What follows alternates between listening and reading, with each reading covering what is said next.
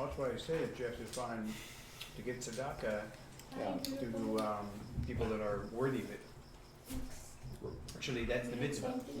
A mitzvah, and they say to pray. They pray all the time that that Hashem brings us. So who would be All worried? right, let's go. Malcolm started. You go. Someone Okay. demonstrates that they're trying to get on their feet. All right, friends, welcome. I'm sorry for the delay. So tonight, we're actually going to skip the weekly portion class, and we're going to skip through class number 8, because being that next week is Purim, and it's actually next week Monday night Purim, so I wanted to do a class at least once before Purim about Purim, because next week Monday night is going to be Purim, and the ending of the fast, because there's a fast day on Monday, the fast of Esther, and then Monday night we're going to be having Purim. So instead of the class, we'll have, please God, look out at the emails, but I hope to have a Megillah reading that night, Monday night. What time? 7:30. Oh, good midnight. 7:30, and then our party is going to be Tuesday for Purim, Tuesday afternoon. Purim in the Wild West. It's going to be wild. Apparently, I'm a host. Yes. Apparently. Okay. Which means you got to invite others, get the word out, And be costumed. and be costumed, right? Come as a cowboy, Yeah. which I'm sure you could. Don't tell us me, that'll be a costume. Where'd you see my You have to come as a Yeah. My comment was yippee-ki-yay. I have to know. And okay, so that's going to be Tuesday, 5:30 at the, not here on Tuesday. It's going to be at the Tuesday or Monday? Tuesday. On Monday will On be the other side, right? right here on the corner of Riverside and Coenga. But Oh, please, with the pumpkin. where the pumpkin is. Oh, But okay. please make sure not to park in the customers' park on the streets, because that was his main concern. He wants I remember customers to that be now. able to park there. So just park in the street. Okay, so that's Tuesday. And also the March 22nd, our special evening that we're having with Ida the Eager. Tickets please are going to be are going to go fast. The theater is not such a big theater, so it's nice. It's going to be an intimate evening. There's only 130 seats, the whole theater. So first come, first serve with the evening. All right. Yeah. On the Sunday 22nd, Sunday night. Yeah. Okay, beautiful. So let's talk about Purim. Okay. Tonight there's so much to talk about Purim.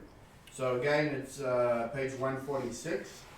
And then we'll go back to, after Purim, we'll go back to the regular orders. But we've missed one class. So we'll see if we'll make it up another time or whatever. Okay? So, there's so much to talk about Purim. And even just reading the story inside on a simple reading of the story is a beautiful thing as well,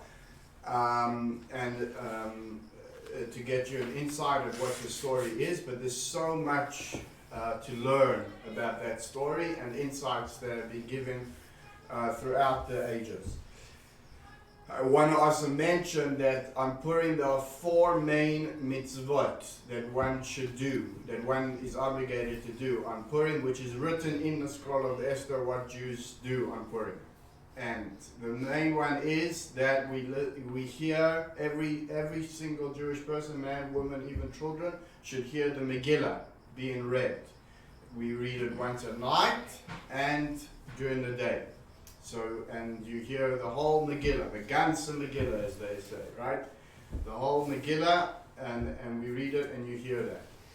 The other mitzvah is that we give gifts of food to one another, preferably men to men, women to women, and we give gifts of food, a parcel of food, and this creates unity. And that is, and the food, it's called Mishalach Manot, and it should be comprised of at least a food of 2 different blessings. For example, a mezonot, which you would say like on a hamantashen, a pastry, and a shahako, which is like a drink or anything. It can be any foods, as long as it comprises of two blessings. The third mitzvah is that we give gifts to the poor. You see how Jews celebrate when people try to kill us? This is how we celebrate. Right? Matanat le'evyonim. It's specifically to poor people. And there are many funds that do that. If you want, and should go directly to poor people. If you want to do that, you can donate to our online at Chabad Toluca Lake and write in the notes that it's for Matanat le'evyonim, and we make sure to give it to people in need. And then, as well as the great joke goes, they try to kill us, we won, let's eat. The fourth mitzvah is that you have a su'udah, you have a meal, you sit and you wash, and you have the way we know how to do it, we drink and eat, and we be merry. Okay, those are the four mitzvahs of Purim. Now, what happened in the story of Purim? So it took place in Persia, and as it says in the book of Esther, it's the only book out of all the Tanakh of the prophets. It's named after a prophetess, Esther, right? And at the time, because she was the heroine of the story, at the time Haman was viceroy of the entire land, which meant that he was second in command to the king Ahasuerus. Ahasuerus ruled a huge empire, the Persian Empire, and the Megillah says 127 lands. And basically, to make a long story short, this Haman comes to Ahasuerus with a proposal that we got to do Jewish genocide, right? Blame the Jews for all your problems, become more popular, and he came with a proposal for Jewish genocide. And let's look inside with what was his reasoning why we need to get rid of the Jews. So Charles, text number 1, page 146. I sort of fool you by sitting this side. And Haman said to King Ahasuerus, "There's a certain people scattered and separate among the people throughout all the provinces of your kingdom, and their laws differ from those of every people, and they do not keep the king's laws. It is therefore of no use for the king to let them be. If it pleases the king, let it be written to destroy them, and I will weigh out 10,000 silver talents into the hands of those who perform the work, to bring it into the king's treasuries." So what was Haman's argument to get rid of the Jews? It's very straightforward. He's very clear, like all our enemies have been. And that is, Jews are different. They are aliens. They are outsiders. They are obstruction to society, to normalcy of society. They don't fit in. They're misfits, right? They have their own faith. They have their own laws. They feel that their laws are superior to our laws, to the king's laws. And therefore they are a nuisance, they are a threat, and if the more we allow them to grow, it's going to be bad for our society, and therefore they need to be disposed of. Right? That's what it says. Describing the Muslims. In certain countries, it's exactly what they do, like in England.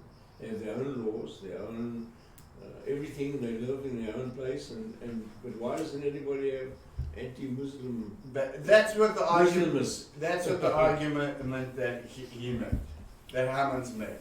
Now, that's taken directly, like we just read, from the Megillah. Generally, like I've mentioned so many times, the Midrash, or sometimes even more particular, the Talmud gives us insight into behind the scenes, into the narrative of what was the thinking of Haman, right? And the Talmud writes, text 2a, Norm, you want to read it? Sure. Their laws differ differ from those of every people. They do not eat from our food, they do not marry our women, and they do not keep the king's laws. They waste the whole year, avoiding the king's work with the excuse that today is the Sabbath or today is Passover. So the Talmud is now going to interpret Haman's argument into his way of thinking. So number one, he said their laws are different to our laws. What's their laws? They eat different foods. They don't marry our women. They waste, what does it mean? They don't keep the king's laws. They come up with excuses. We can't work because it's Passover, because it's Shabbos, etc., etc. Haman also says negative behaviors of the Jews. Text 2b. Norm, continue. It is therefore of no use for the king to let them be. They eat, drink, and disgrace the throne. Even if a fly falls into the wineglass of one of them, he casts away the fly and drinks the wine. But if my master, the king, touches the wineglass of one of them, that person throws it to the ground and does not drink it. So what was the Talmud referring to over there? What does it mean if the king touches the wine, the Jew won't drink it, but if a fly goes into the glass, he'll take out the fly and drink the wine. So it's actually a law in Shulchan Aruch, in the Jewish law. Text 3 says that it's forbidden from Code of Jewish Law, from the Shulchan Aruch, that it's forbidden for a Jew to benefit from wine of a non-Jew. The same applies when they come in contact with our wine. So a Jew's not allowed to, according to halacha, drink wine of a non-Jew, even if it's kosher wine, but a non-Jew came in contact with that wine. Says the halacha, you can't drink of it. And why? Because of a decree of the rabbis. Wine is made out of grapes. What's the problem with it?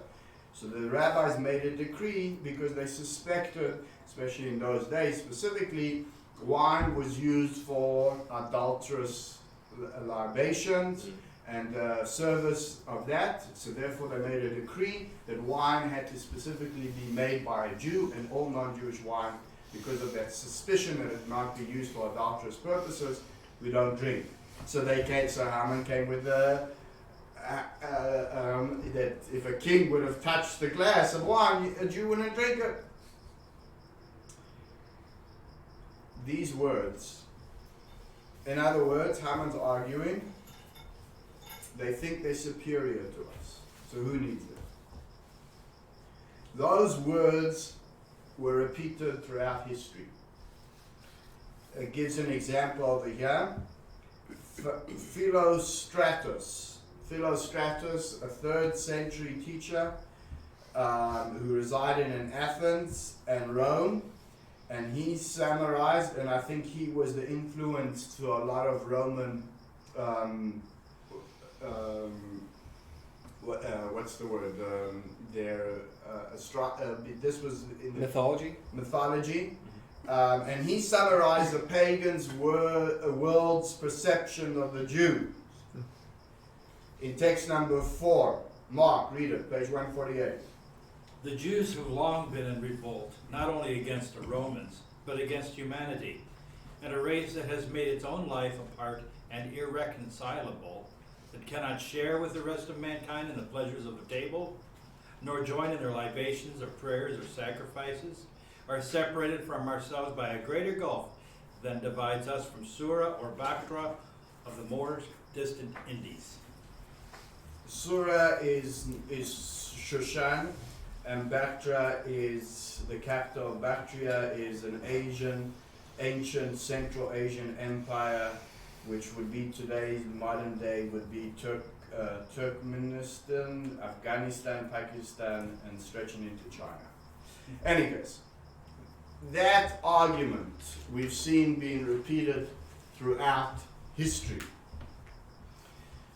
The great Roman historian Tacitus, who lived in the 1st century, said this about the Jews. The Jews regard as profane all that we hold sacred. On the other hand, they permit all that which we abhor.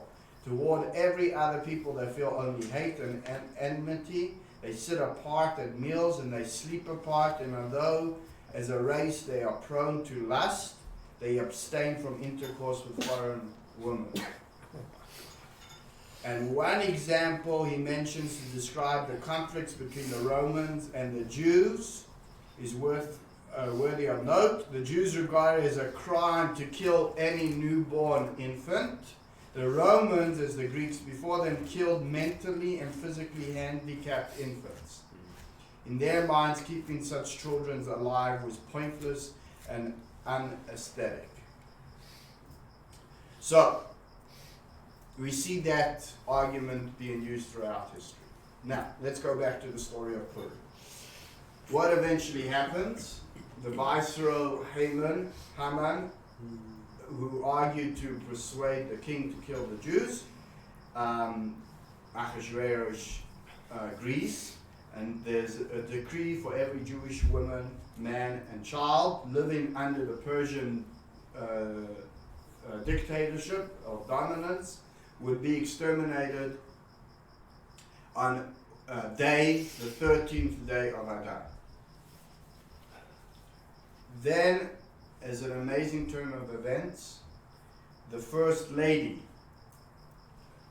whose name was Esther, and that we'll get into how she became the first lady or the queen, invites Haman into a feast together with the king. And as we recall, how did she was chosen out of thousands of women as the candidate to be the queen, and the king found favor in her in his eyes.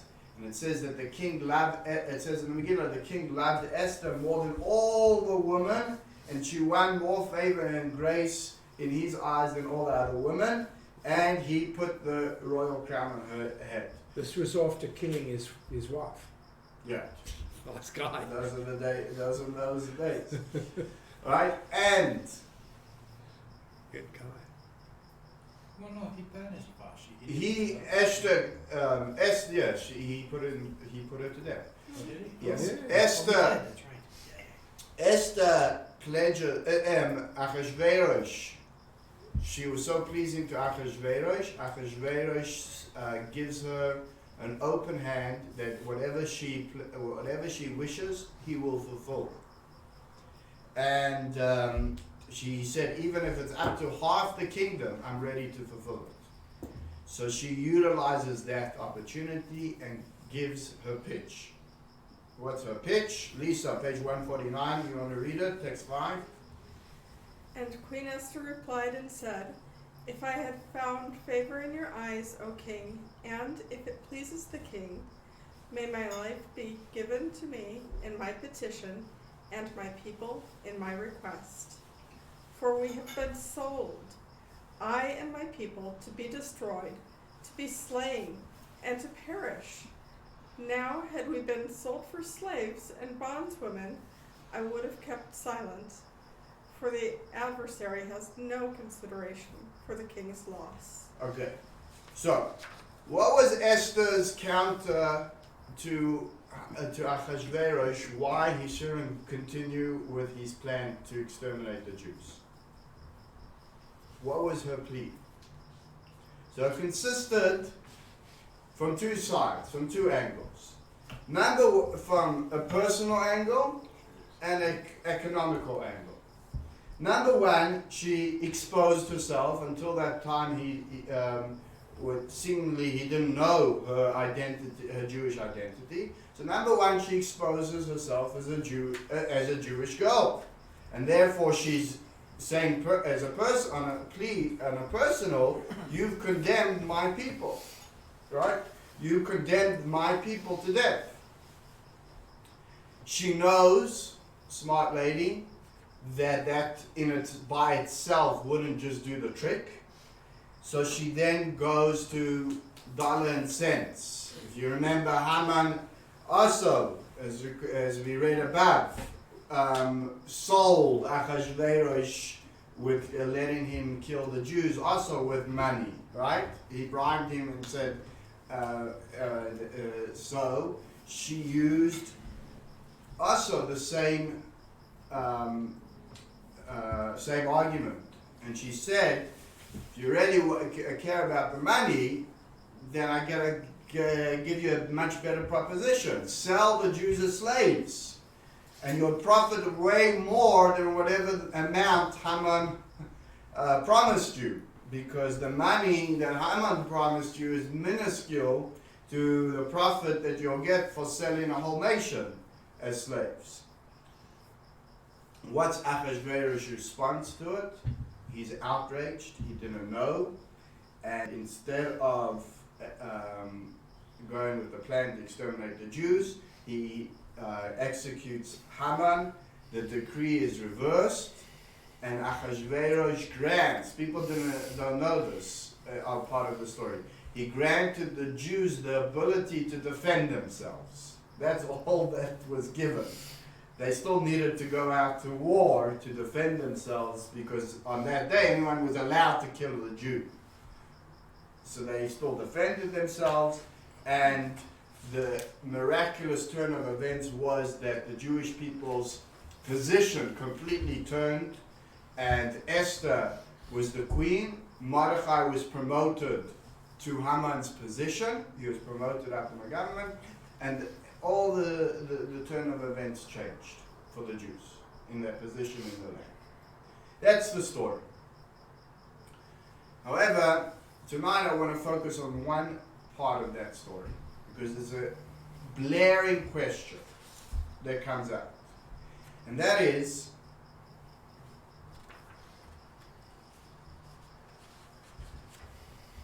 Haman didn't just come to Achashverosh with his plea to be able to exterminate the Jews just because of his vengeance or his hate or his passionate, senseless poison, and say, I hate the Jews, let me kill them.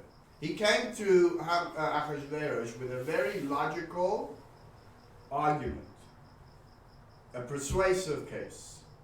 What did he say? He says, you're running a kingship over here. You're running a dictatorship over here. The nations need to follow you. Here you have a people. They are a bizarre people. They're alien people. They're a separatist nation. They don't accept you as ultimate authority. They place their laws above your laws. So how could you as a leader tolerate that in your empire? You have to get rid of it. Which is a strong accusation against the Jews, right? Achashverosh accepts his logic and decrees for all the subjects of the Jews to be destroyed. Esther had the ability to persuade Achashverosh in the different direction, yet with her argument. But go look back in her argument. Esther not once refuted that argument. Didn't address Haman's argument.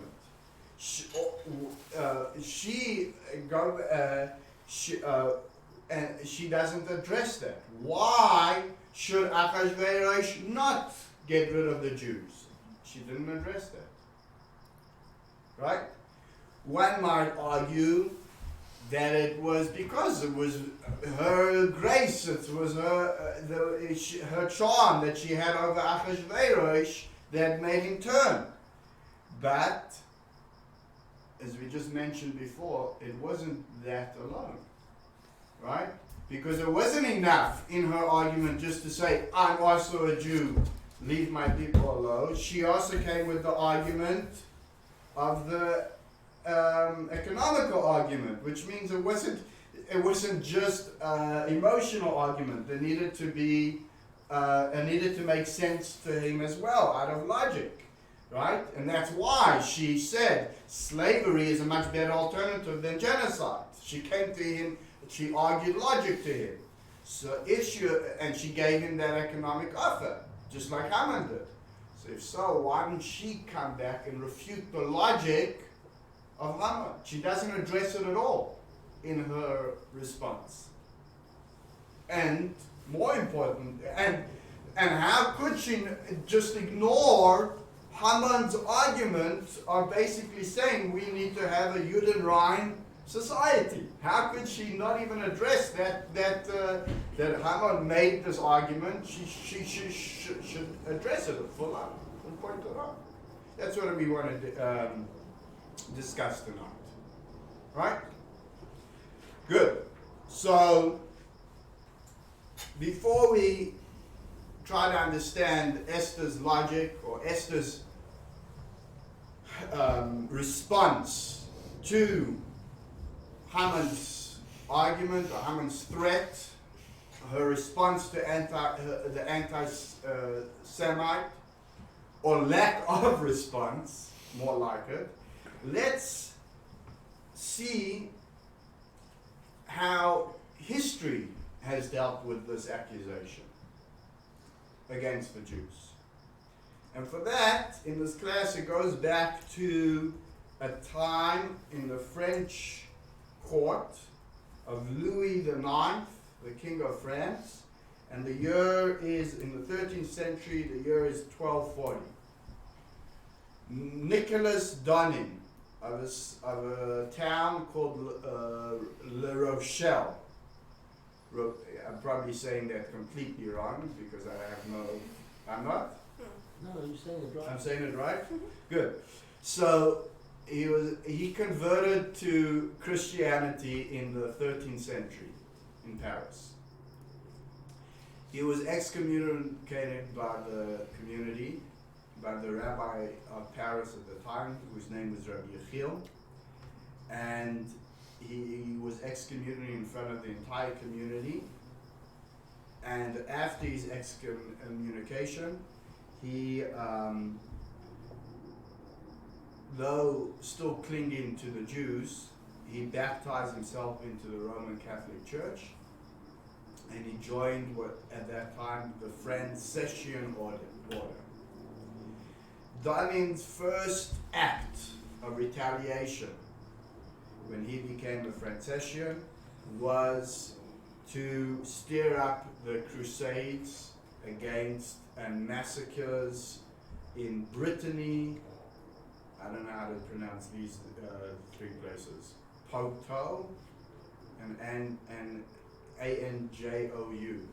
And those Anjou. Anjou. Huh? And 3,000 Jews were killed, and 500 of them unfortunately converted the other way to baptize them. In 1238, Stalin went to Rome, to the Pope himself, to the Pope Gregory IX, and denounced the Talmud.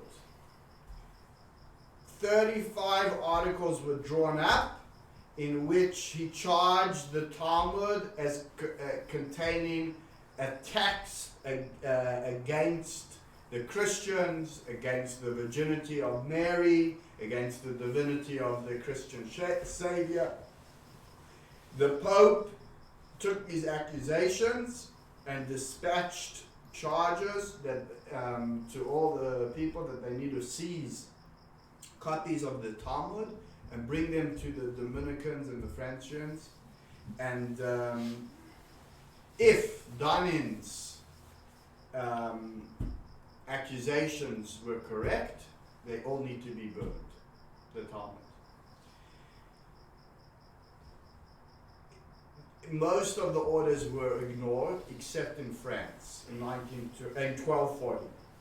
The Jews were compelled to surrender the Talmuds. Following that, Louis IX ordered distinguished rabbis, including this Rabbi Yechiel of Paris and others, to a public debate with Donning. And although they successfully debated him, and the outcome of the debate was ignored, and the decree was nonetheless done, and they burned all the available Talmuds. And on Friday, June 17th, 1244, 24 carriages loads of handwritten Talmuds were burnt to this. I mean, which is amazing that the rest of the countries, the decree wasn't, because that's how we still have a Talmud. Now, going back to that debate,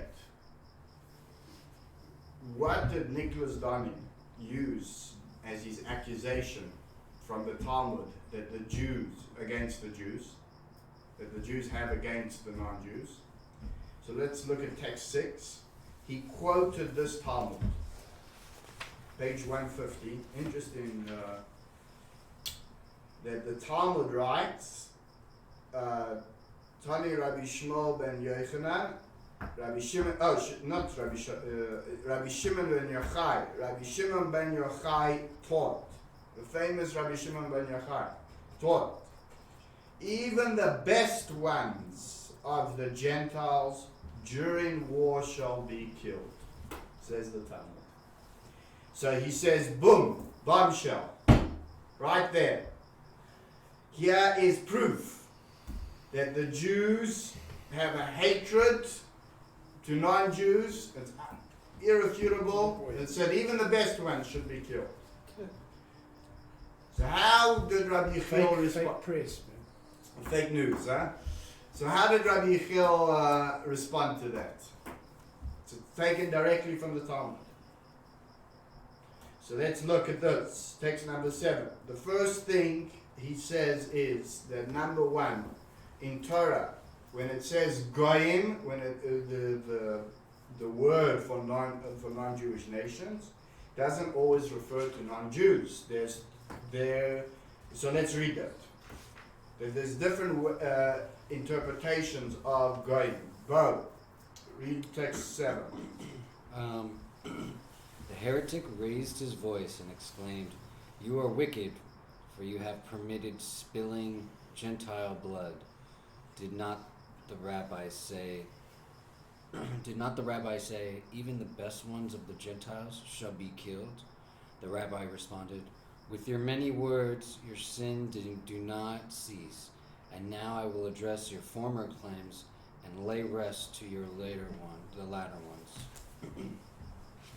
Know that the word goy, commonly translated as Gentile, has both negative and positive connotations. A positive reference can be found in the verse, praise God, all nations, goyim, plural of goy, and allowed him, all peoples. A negative reference can be found in the verse, may the wicked return to the grave, all nations, goyim, who forget God. Okay, so number 1, he says, when the Torah refers to goyim, there's different connotations. On one hand, we see a phrase that praise all the nations of the world, the goyim. Other times it says, may the wicked return to the grave, all nations who forget God. So number 1, there are 2 types of non-Jews. Even within non-Jews, there's 2 different types. And then he proceeded to explain that you have to look in very particular the words that Rabbi Shimon Bar Yochai says. Rabbi Shimon Bar Yochai said those words is only during war shall they be killed. In other words, that's a very important detail in his statement. It's not that non-Jews are hated by the Jews, and even the good ones. Rather, he's saying, if people are fighting you, and you are in war, that even if they have a redeeming quality, the very fact that they are at war at you is a proof that it's imperative that you kill them. In other words, it's imperative, Rabbi Shimon Bar Yochai is saying, that before they kill you, you need to kill them. Simple as that. In other words, he's saying, and this is, where does he get that from? The proof? Meaning, even if our enemies, who are coming to kill you, have seemingly a redeeming quality to them, don't take mercy, because they are coming to attack you. There's a law, if someone's coming to attack you, you have to kill them first. in those circumstances, and only in those circumstances. And that's what he's referring to. Where does and Rabbi Yechiel then proceeded to say, where's the proof from that? And he brings this midrash. We know when the Jews were running away from Egypt, who came and pursued them? The Egyptians, right? What did they pursue them on? With horses and carriages. This midrash asks a very simple logical question. Where did they get those horses and carriages? So Chris, text 8. You want to read it? He took 600 select chariots, whose animals were pulling the chariots. If you suggest that these were Egyptian animals, it is already stated, and all Egyptian cattle died. If you suggest that they belong to Pharaoh, it is further stated, behold, the hand of God will be upon your livestock that is in the field. If you suggest that it was Israelite property, it is further stated, and also our cattle will go with us, not a single hoof will remain. Rather, it must be that these animals belong to the ones who feared God. We can conclude that the ones who feared God were the ones who harmed the Jews. From this, Rabbi Shimon concluded, even the best ones of the Egyptians should be killed. So the Midrash asks a very simple question. Where did they get the horses and carriages? Remember, they'll come from Egypt. In Egypt, they suffered the plagues. And all the horses, all the domesticated animals were killed by the plagues, by the hail, by the pestilence, right? And it definitely wasn't the Jewish horses, because the Jews took everything with them. That was one of the demands that Moses gave to Pharaoh to let them go. They said, with the animals. And Pharaoh had to get into them. So where did the horses and carriages come from? So the Midrash provides us with the answer by saying, by the Egyptians that feared God.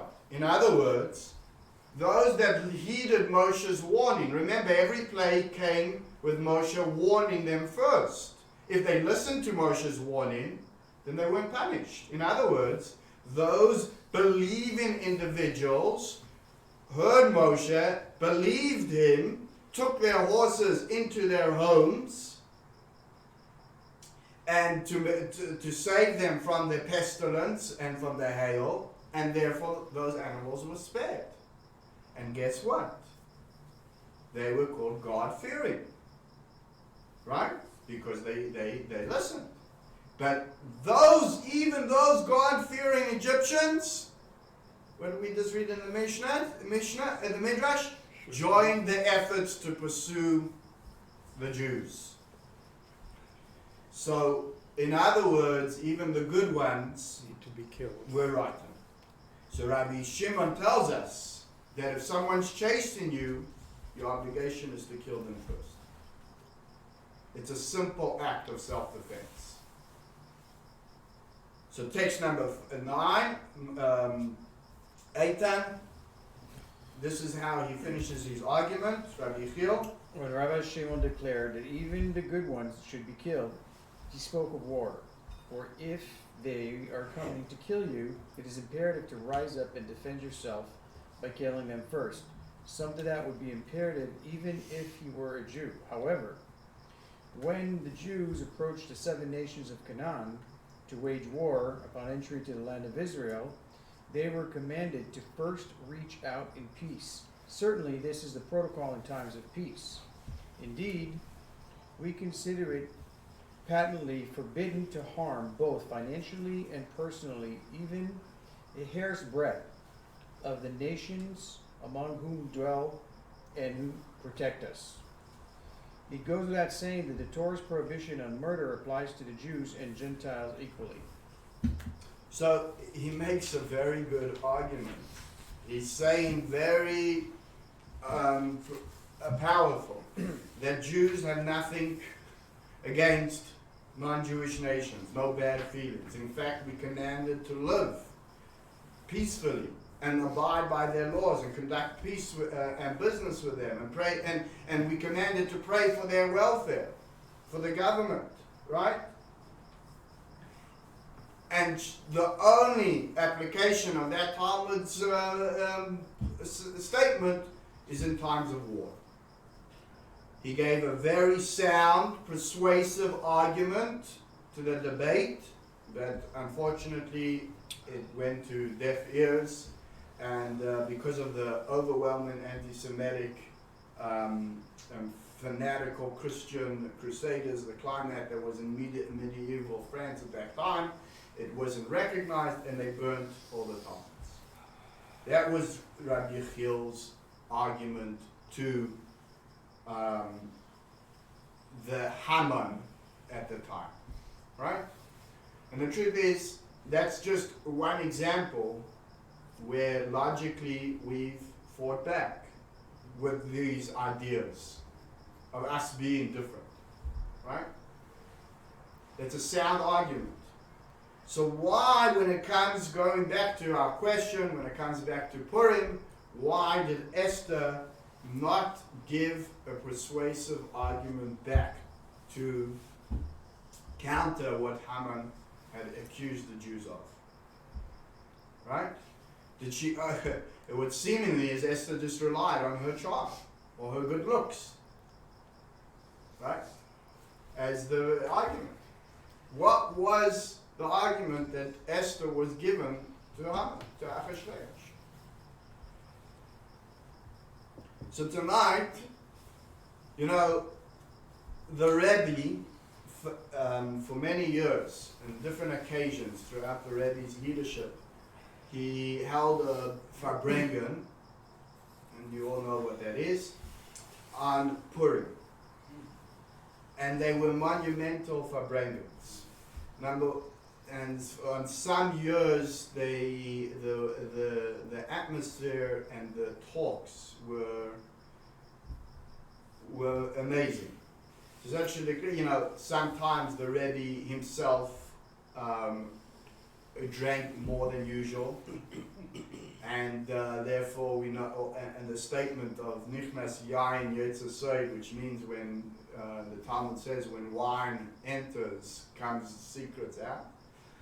And to really see the Rebbe in that state, and therefore, and the wisdoms, the pearls of wisdoms, and the secret dimensions that came out, the Torahs that he gave were. And what's beautiful is a lot of these Farbrengens were recorded and taped because they were during the week, and so therefore you can watch them today. On other occasions, he selected one person and says that you have to fulfill the obligation, where it says in the you'll be our representative to fulfill the obligation of Abdullah Yada, which is an obligation that the halacha says that one should get on drunk on Purim. He doesn't know the difference between cursing Haman and blessing Mordechai. So the Rebbe said, you are representative, and the guy had to get drunk. But there was amazing things that happened during those Farbrengens. One particular Farbrengen, 1969. I wasn't even a thought yet, but you guys would remember, or from what I've read, right? 1969 was quite a year. The year of space, right? And the struggle for civil rights and social freedom. And the Rebbe delivered a talk that year, which was a landmark talk. It lasted for hours. And we're going to talk about one aspect that came out of that talk.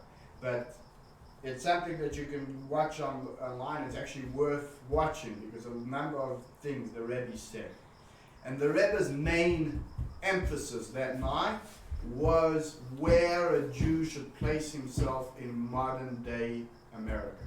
How a Jew should present himself. How a Jew should look at himself. And the Rebbe's words were as true as they were then and true today. And the Rebbe tackled this question that I just presented in this class of why didn't Esther seemingly make a counter argument to Haman's accusation? Why do we see the silence of Esther to Haman's argument? Where was Esther's answer? It wasn't really silent. I mean, she said, make them slaves rather than kill them. Yeah, but she doesn't address at all in her his accusation, his claim. Correct. That's the silence we're asking Refute about. it at all. Right? She doesn't even address it. The answer is, some questions are resolved by given answers. Some arguments are refuted by given counter-arguments. But some notions and some beliefs don't require debate or dialogue to refute them. And the best job at refuting them is just exposing the reality. When reality is exposed, the whole argument just dissolves. In other words, it's times like that where there's nothing to say when you expose the reality. And Haman's allegations fell into that type of an argument. Esther's response to Haman's genocide accusations, she wasn't going to respond to him with words, with dialogue. She did the most effective response. And you know what that was? Her presence. Her sheer presence. In other words, the moment she came to the scene and she said, "This is my people." In other words, she exposed that she is a Jew, right? That she is a product of what all your accusations and all of this faith that you're talking about. His whole argument, his whole thesis vanished. She didn't even need to say anything. Why? Achashverosh knew her. It was his wife. She was elected by him from all the other girls. He saw something in her that he didn't see in all the other girls that he chose. There was something in her that touched him. There was an elegance of her that he cherished. He adored her. And, as explicitly told to her, he would do anything for her. Right? In other words, he knew her as her. He knew her values. He knew that she stood for truth. He knew that she was noble. Right? The Megillah tells us in page 154 that it describes how he chose her from all the other women. Right? But until that point, he knew her as her. He didn't know her yet as being Jewish. And the moment that she exposed, right, and told him, Achashverosh, you know me, you know the woman that you loved, you know the woman that you chose from all the other nation, from everyone else? Well, I come from that nation that you are saying should be hated. In other words, he realized, right, that it was that special uniqueness of her was because she was Jewish. He saw an inner beauty. There was something about her that touched him, right? And he recognized that that's what these Jews have. That's what makes them unique. That's what makes them stand out. That's what makes them the alien, is who she is. Meaning he had recognized that she was different to all the other girls. But the moment that he put two and two together, that it's her Jewishness. And that Jewishness is what makes her unique, right? In other words, that accusation that Haman was saying, and look at these Jews, they make themselves different, they make themselves, was exactly what was her beauty, what made her unique. That otherness was the power that she had, that inspired him until this time. So in other words, as soon as she exposed that, his whole, he got it. He realized it. Ahasuerus realized it. And the last thing, he didn't feel worried. He didn't feel threatened. The way Haman presented it to him, that it's a threat and that. As soon as he realized their uniqueness and who they are, not because they're here to threaten or to make themselves different, but they are different because of who they are as Jews. He was no longer threatened. All those accusations didn't mean anything to him. Right? And in fact, he appreciated it. And it was the biggest blessing. And the decree was annulled. And he made Mordechai the head. Because he appreciated it. Look at the Rebbe's own words. Text 11. There's something interesting here. And she was Jewish. She married a goy. Yeah. Right? It was accepted. Yeah. Today, it's not accepted. Right. I mean, generally. So there's a lesson here. That because she was Jewish, because he was a Gentile, she was able to influence his... That's why it was allowed. Yeah. So why is it today, when a Jewish woman marries a non-Jew, maybe it's good, because maybe they can change that man's thinking. Maybe his anti-Semitism will be different. This was with the orders of Mordechai. I understand. So it's a different. You can't compare the same unique situation there was then. No, but the result of it was. Yeah, that's true, and that just shows you her mysterious He was a very special person. Consequence. But it also is her self-sacrifice that we have to recognize, that she was ready, a Yiddish girl growing up in the home of Mordechai, and look what she gave up in order to save the Jewish people. And it was all with the direction of But it Mordechai. could happen today with anti-Semitism. If you had intermarriage and people could have influence, maybe you would have. That's exactly the opposite of what our class is exactly saying. That But it's I'm saying, our class is saying exactly the opposite. That the questioning. response to anti-Semitism is not to think that intermarry, we're going to see soon, and being as the other and fitting in is and then they'll leave us alone. The whole point of the class is to show you is that when you stand up proud, but let's look at the Rebbe's own words. Text 11. To refute Haman's argument, Esther didn't need to do anything more than demonstrate that the claim it's not worthwhile for the king to maintain them is not true. Esther indeed proved that this was the case. The Jews may be dispersed throughout the nations and kept to their own laws, but you, Ahasuerus, can see for yourself that the claim it's not worthwhile for the king to maintain them is not true.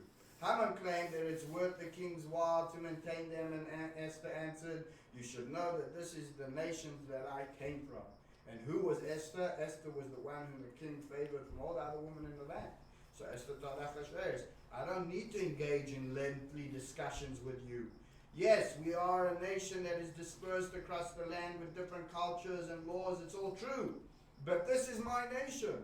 I also conduct myself this way. I am a member, and I grew up. Yet you know that you chose me from all other women in the land, from 127 countries. Surely this demonstrates the entire claim is preposterous. Ahasuerus had no hesitations. He knew of Esther's quality and her unique habits in the palace. It's just that before her confession, he didn't know that that was the way Jews behave. When he heard that her behaviors were Jewish behaviors, he immediately asked, who is it? Meaning, who dares to say that a nation that produces such a specimen as Esther is worthy of eradication? Only an evil and hateful person. The Rebbe says the lesson in the story to us is so profound and clear. Because Jews have been arguing for history. that we just need to get their approval is that we just need to not stand out too much, right? That's the best we could do for anti-Semitism. In fact, if you look at the story of the Megillah, the Jews of Shushan were very assimilated at the time. The Talmud tells us, the Megillah says that in the party, Achashverosh held a party. You think our Purim party is going to be a party? Achashverosh held a party for days. And who participated in in that party? The Jews. The Jews, right?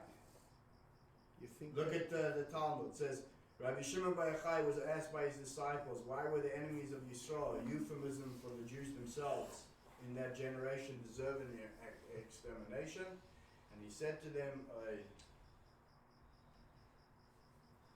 battery died. He said to them, oh, it's still on YouTube. Should have put it in the thing. You answer, they said, because they partake of the feast of the wicked ones. In other words, the Jews at that time, a lot of Jews, made sure that they didn't stand out. They wanted to hang out at the White House with the rest of the crew there. They wanted their kids to look just as cool as everyone else, right? And they didn't want to, they were cutting down their noses because God forbid they look too Jewish. And they were going to all the Californian plastic surgeons, right? And that pattern has repeated itself throughout history. But what has history shown? That it never ever worked. It never's worked. The most notable example of that, unfortunately, was in Germany, where for many times, you could say, argue in history, it was the most Jews ever killed. And if you look at Germany, the Jews in Germany at that time, before, were completely assimilated. They felt that they had to go into the mainstream society. In fact, Jewish schools felt that they had to be on par with the non-Jewish schools, and they had to, and it was psychology that they had to be Torah with, university and all that. But the Jewish, and they thought that they would get, that all the anti-Semitic sentiments would go away the more that they intertwine with society, right? And in fact, and you see that through all the classical music and all the positions that Jews held at that time, and the societies that they felt. And you know what their thinking was? It will never happen here. Mm-hmm. That was their number one thing that they told their kids. It would never happen here, right? And it's turned out that that's the wrong attitude. It's when we act like Jews that the non-Jews respect us. In fact, in Jonathan Sacks, Rabbi Jonathan Sacks wrote an incredible book, a number of incredible books. He quotes Tolzi in a letter that says, "The Jew is the religious source, spring and foundation, a fountain out of all which the rest of the people have drawn their beliefs and their religion." And John Adams wrote that Hebrews have done more to civilize men than any other nation. Nietzsche, on the other hand, believed that Jews introduced the world's slaves' virtues like pity, the kind, helping hand, the warm heart, patience, industriousness, humility, friendliness. And Hitler blamed the Jews for inventing the life-defining reality called conscience. And today, many academics believe that Jews are responsible for all the great conflicts in the world. And as much as we try to run away from our identity, you know who comes to remind us of our identity when we do that? Is the non-Jew. And the non-Jew says, from Sinai, don't think you're no different. Realize you're different. And they come to remind us. So what's our solution? What should our response be? Remain different. Don't deny your uniqueness. It never works. Jews need to embrace their Jewishness. Esther, that's the lesson we have to learn from Esther. She came with the right response, the best response. And that was, be proud of who you are. She never stopped being Jewish, even when she was in the king's palace, in Achashverosh's palace. So you think the Donald is today's Achashverosh? His son-in-law, he has respect for his son-in-law. I'm not going to get into politics. Now, let's read the Rebbe's words, text 13. In our modern times, there are people who come and say that they are being tested. How can we, this is the Rebbe saying in 1969, you have to appreciate the times of when he's saying this, okay? In America, 1969, in the thinking of the Jewish society and the Jewish way of thinking in 1969. How can we educate our children to be like their Bobby? Which, by the way, in 1969, every Jewish kid had a Bobby. And every Jewish kid had a Zadie. Not true. I'm talking about the Zadie of the old. You know how many times people... I never met my grandparents. No, I'm not saying that. I'm saying when they talked about their grandfather, they talked about a guy with payers and beard who kept kosher, and every single kid, I'm not talking if they had a lot, I'm talking about when they talked about the Zadie, right? Their Zadie, where they go back one generation or two generations, they always said, oh, when they were back in Europe, they were so kosher, they were so thing, every Jewish kid. Right? So they say, how can we educate our children to be like their Bobby with modest dress and their Zadie with a long beard? That's not in sync with the laws of the king. Try that in America, the Rebbe's saying. And the Rebbe's saying that in 1969. Do that in America. It doesn't work. It's contemporary it's contrary to contemporary styles. We into, what are we into today? I won't say. So the point is that such people begin to doubt if it's even worthwhile to maintain it. Right? Just fit in. The best answer is you belong to the Jewish nation. And the Jewish nation has proven time and time again how they survived alive and well in this physical world. Achashverosh's attitude towards Mordechai, who defied his earlier command to bow down to Haman, did not sour. Quite the contrary. As soon as he heard from Esther what kind of nation he was dealing with, he suddenly realized that Mordechai was the first person he could trust with royal matters, a person who is not affected by his environment and the people he encounters, because he is an assertive and believing person can be trusted as the second in command. This is the lesson for us. If you want to be respected by the non-Jews, it won't come from running after them. The more you chase them, the more you not being let in, for the non-Jew will perceive you as a panderer. Today you are pandering to him, but tomorrow someone else will give you a bit more respect, money, or appreciation, and you will pander to that person. If we wish to be respected, whether it's in the capital city of Shushan or the small village, the only way is by remaining steadfast to our, quotation, different laws. We are not in line with the king's laws. In other words, We have to be proud of who we are. And that's the only true answer to anti-Semitism. And I tell you, the Rebbe says something even more important, is thank God we live in a country today where it's a free democracy and we're not suffering in the hands of decrees like they had in Shushan. And please God, we should never hear of such things. In other words, we are all in the presence of on the king's palace. We all living in the king's palace. We living in a times where we have opportunities where today we don't have to hide.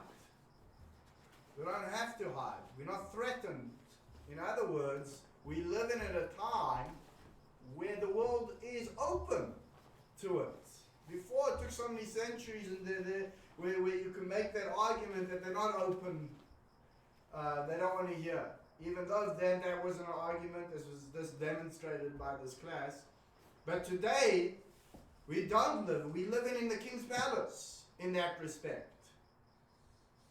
And so therefore, we have a unique opportunity that our parents, our generations before them never had. And that is when we're proud to be who we are and what we are and show the world respects it. The world loves it. The world looks at it and says, this is the queen I want. This is the queen, this is the one that I want to choose. And I'll just end off with one story, two stories, but one story first. The Rebbe, in the summer, what does a young Chabad boy do in the summer? Well, the rest of yeshivas or college students went off to play. So the Rebbe started a program where the yeshiva boys would go out to, especially in those days, I mean, there were so many communities in America that there were Jews, but there was no real established Jewish communities, right? So they went to all these different communities out in the summer, looking for Jews and encourage them and bringing them. In those days, they would sell Torah books and things like that, and bringing them Yiddishkeit. It's called Merkeshlichus, and that's what and they still do it today. But in fact, many Chabad houses that are here that got established in America was a product of those summer trips that these young boys made in the summer. So once two boys went on Merkeshlichus, and they went to some outback, very remote place where there's hardly any Jews, and they spent a good 2-3 weeks there, and they didn't find one Jew. And they made as much investigation as they can. They basically just met non-Jewish people at the time, and they came back, feeling like really down from the whole thing. Like in a sense, they wasted their time. The whole, everyone's coming back with their stories. How they met this guy, and they discovered this guy's Jew, and they felt all down. That Shabbos, the Rebbe verbrengt, and the Rebbe, I don't know how he knew this, but he addressed it, and he says that you should know that there were two boys that went out on Merkeshlichus and they felt down that they didn't meet the Jew. They should know that he got a letter. I think he got a letter. Can't remember exactly the details, but a lady was looking out of the window, and she happened to be Jewish. And in this town that she lived, she saw two young yeshiva bachas with their tzitzis hanging out and yarmulkes on their head, walking on the street. And when she saw that scene, it reminded her of the way things were back in the day, and it brought a real warm feeling to her again, and encouraged her to look more into her Jewish practice, and she wrote a letter to Chabad with how can she find out more information about life in Shabbos Candism. The Rebbe wanted to show the proof that wherever you go, you may not see the effect, but wherever you go and you are proud to be who you are and what you are, don't think you don't have an effect. you could change a life with who you are. And it's easy, in a sense, for me to say when I walk around with a yarmulke and tzitzis, because whether I like it or not, I look different, right? So I might as well embrace it, right? And this.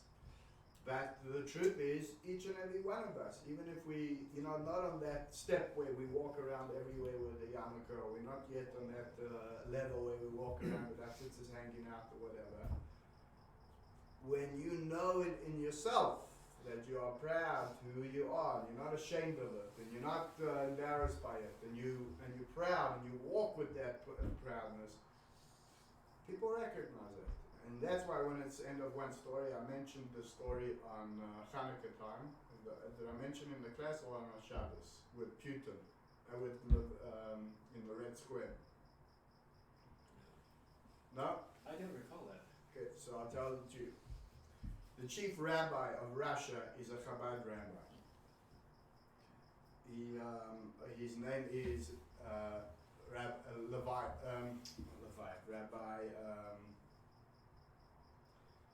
Beryl Lazar, Rabbi Lazar. He's the Chabad rabbi. After the Kremlin fell down, he moved there, and Russia, Chabad in Russia has changed from one extreme to another. I mean, now they're writing the menorah on, never imagined before, in the Kremlin, on the Red Square, and etc. In any case, past Hanukkah,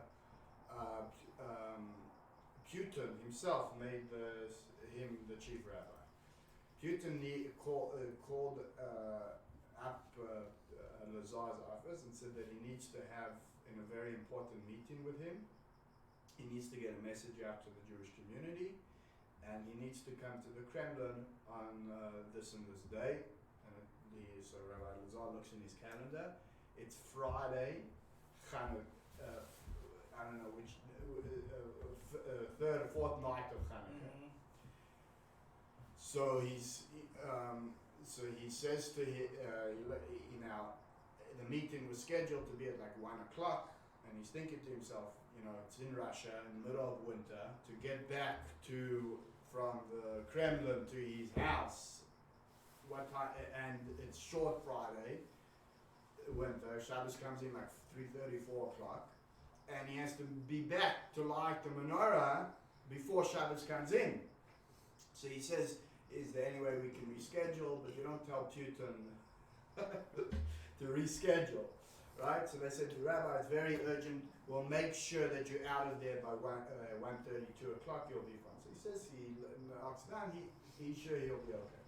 He goes to the meeting that's scheduled to be at 12 o'clock. He arrives at the Kremlin. It's 12 o'clock.